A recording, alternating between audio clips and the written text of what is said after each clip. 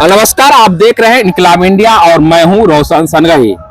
अभी हम हैं बिहपुर प्रखंड में बाबा ब्रजेश्वर नाथ मंदिर के प्रांगण में और आपको आज एक ऐसी कहानी बताने जा रहे हैं जिसे सुनकर आप सन्न रह जाइएगा। शिक्षक राष्ट्र के निर्माता हैं। शिक्षक बच्चों को तैयार करते हैं राष्ट्र के लिए, पर लेकिन उस शिक्षक का क्या हाल है उससे आपको रूबरू कराते हैं।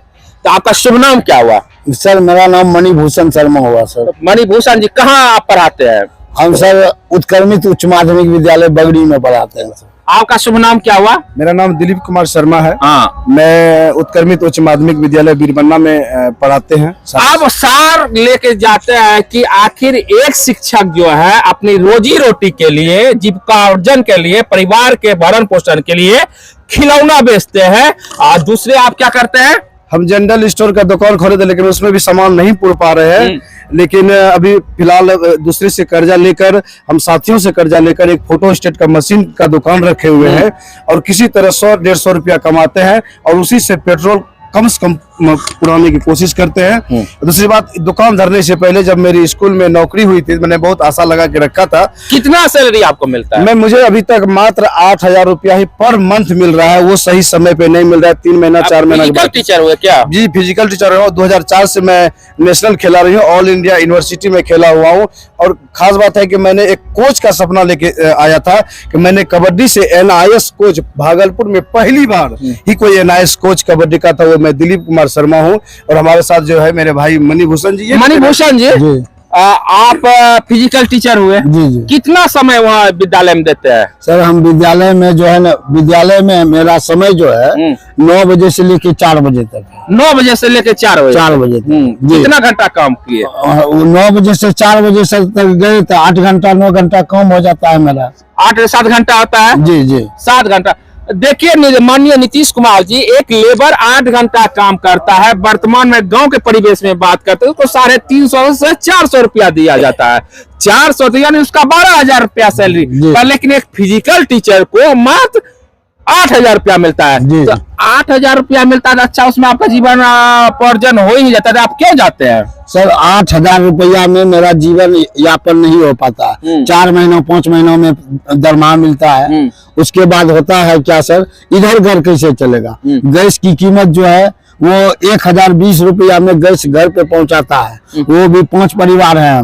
हमको 2 बेटी और 1 बेटा है। महंगाई के मार में 8,000 के पार आपका चारा है। जी एकदम चला जाता है। एक चीज बोल रहा है, जब फिजिकल टीचर का तो 1 से 2 घंटा का टाइम दिया गया, जैसे अभी बयान भी आया था, पर लेकिन आप सब 7-7 घंटा 8-8 घंटा विद्यालय में क्यों देते हैं? जी, मुझे आशा था कि सरकार ने हमारे ऊपर ध्यान देंगे, लेकिन मैं कोशिश कर रहा था कि सर मुझे भी समान काम समान वेतन का अगर यदि मौका मिल जाएगा तो हम लोग उसी बेस पे। आपका जो एग्रीमेंट हुआ है सरकार से जॉब का, तो उसमें कितना घंटा आवर के लिए हुआ था? पहले था कि हमारे जो प्रिंसिपल है, हमारे जो हेडमास्टर हैं स्कूल के, वो निर्धारित करेंगे तय कि आपको कितना देर रहना है। क्लियर कहीं नहीं लिखा हुआ है कि आपको 1 ही घंटा। अभी विद्यालय जाते हैं, कितना समय आप देते हैं? मैं अभी विद्यालय जाता हूँ तो अभी 9 से 4 बजे तक समय देता हूँ। 7 घंटा समय देते हैं। 7 घंटा। देखिए नीतीश कुमार जी, ये हमारे साथ 2 फिजिकल टीचर हैं, यानी 7 घंटा आप इनसे 30 दिन का लेते हैं और उनको देते हैं कितना? 8,000 रुपया। ये कहाँ तक ठीक है वो आप पे छोड़ते हैं। उसके बाद इधर सर विधानसभा में विजय कुमार जो हमारे शिक्षा मंत्री जी हैं, उप मुख्यमंत्री, उन्होंने कहा कि हमारे ये चेतना सत्र में आएंगे और आधा घंटा 1 घंटा जो है ना वो मन खेल उल कराएंगे, उसके बाद वो चले जाएंगे।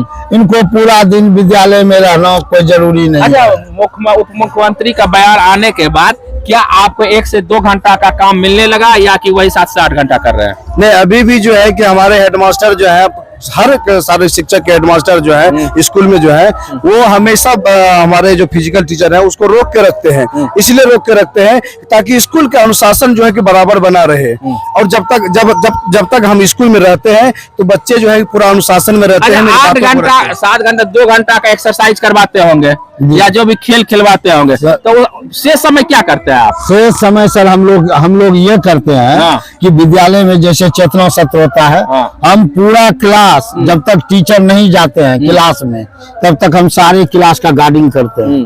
कि कौन टीचर नहीं गया, हेडमास्टर को सूचित करना कि सर विद्यालय में फलना शिक्षक नहीं गया है, सर बच्चे हल्ला कर रहे हैं, तो वो सब सारा चीज सूचना देते हैं। और मेरी जो घंटी निर्धारित है जो प्रधानाध्यापक के द्वारा मिला है अभी फिलहाल, वो घंटी के अनुसार हम पढ़ाते हैं बच्चों को, स्वास्थ्य के बारे में पढ़ाते हैं, उसको खेल के बारे में सिखाते हैं। 2 घंटे? जी जी। 2 घंटे के बाद आप विद्यालय का अनुशासन देखते हैं? जी जी। पर लेकिन अनुशासन देखने के चक्कर में आपकी रोजी रोटी का बता जाता है। जी। लाज शर्म नहीं लगता है? आप टीचर हो के, एक होता है ना कि आप शिक्षक है, आपको लाज भी लगता होगा कि हम कहाँ घूम घूम के खिलौना बेच रहे हैं। सर हम मजबूर इसलिए हैं कि मेरे माताजी और पिताजी एक्सपायर कर चुके हैं, और घर का मतलब कोई जैसे मेरा नौकरी हुआ तो घर में गार्जियन सब खुशी हुए कि नहीं बहुत अच्छा हुआ कि इनका नौकरी हो गया है, उत्क्रमित उच्च माध्यमिक विद्यालय में हुआ है, 10+2 तक स्कूल है, बहुत बड़ा प्रतिष्ठा मिला सर।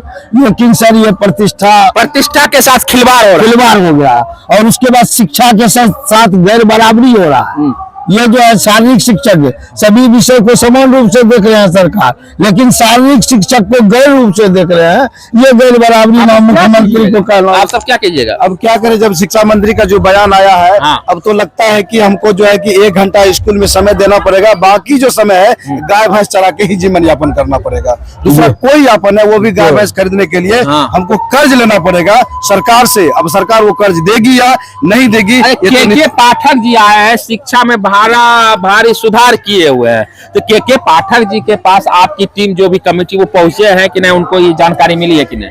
हमारे जो कमेटी की जो संघ है वो बार बार उनसे टैग कर रहे हैं और मिल भी रहे हैं। उन्होंने कहा है कि आप धैर्य बना के रखिए और आपको आपका जो है आप धैर्य बना के रखिए, पर लेकिन महोदय धैर्य जब पेट में चूहा कुदकने लगता है, जब रोजी रोटी नहीं हो पाता है आपके 8,000 से, जब इनके बच्चे का भविष्य नहीं बनेगा, तो आज ये खिलौना बेच रहे हैं, फोटो स्टेट कर रहे हैं, कल कुछ भी कर सकते हैं।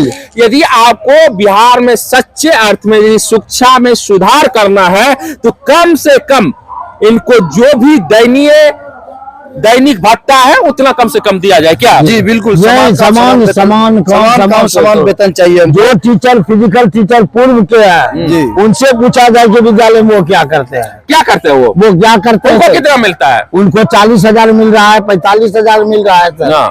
40-45 मापदंड शिक्षा मंत्री जी और बिहार के मुख्यमंत्री जी नहीं होना चाहिए। यदि शिक्षक कर्मी स्वास्थ्य बोले हम सर मैट्रिक किए हैं, इंटर किए हैं, BA किया है, BPEd किया है, कबड्डी से NIS कोच है, हम दोनों कोच है। एक BPEd के ग्रेजुएशन के बाद BPEd फिजिकल टीचर होता है। आप यदि ग्रेजुएशन लेवल का इनका सैलरी भी दीजिए। क्या? जी बिल्कुल सर, सैलरी मिलनी चाहिए। और जितना आप उसके बाद एग्जाम पास करके आया है सर, 19 में एग्जाम के दिए, उसके बाद 22। सीधा बात है, यदि आप गुणवत्ता ले रहे हैं महोदय, यदि तो उनको सैलरी भी दीजिए। और हम आपके पक्ष में है के पाठक जी कि आपने शिक्षा में सुधार किया, अच्छी बात है, पर लेकिन जिन शिक्षकों को एक नियमित एक आधारपूर्ण यदि सैलरी नहीं मिल रही है, उनको आधारपूर्ण सैलरी दीजिए। कैसा लग रहा है सुनने में कि बिहार के सरकारी शिक्षक मेला में खिलौना बांट रहे हैं, बेच रहे हैं, और एक शिक्षक अपनी रोजी रोटी के लिए 7 से 8 घंटा देने के बाद अपने घर पे दुकान जिरोक्स कर रहे हैं। आखिर कुछ ना कुछ इनकी जीवन यापन में त्रुटियां होगी, कुछ इनके जरूरत ज्यादा होगा, तो कम से कम बेसिक दीजिए कि 8,000 से आज 3-4 परिवार, कम से कम 3 से 4 इनके पास 5 आदमी सदस्य, 5 सदस्य हैं।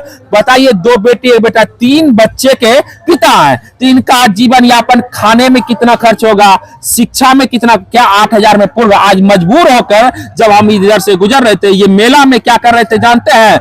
खिलौना बेच रहे हैं, जो कि आपको कैमरा में दिखाएंगे। यदि आपको ये वीडियो कैसी लगे कमेंट में बताइएगा, और आप सबकी क्या राय है वो अच्छे से बताइए। यदि YouTube पे देख रहे हैं तो YouTube चैनल को सब्सक्राइब कीजिएगा, यदि Facebook पेज पर देख रहे हैं Facebook पेज को लाइक कीजिएगा। तब तक के लिए जय हिंद।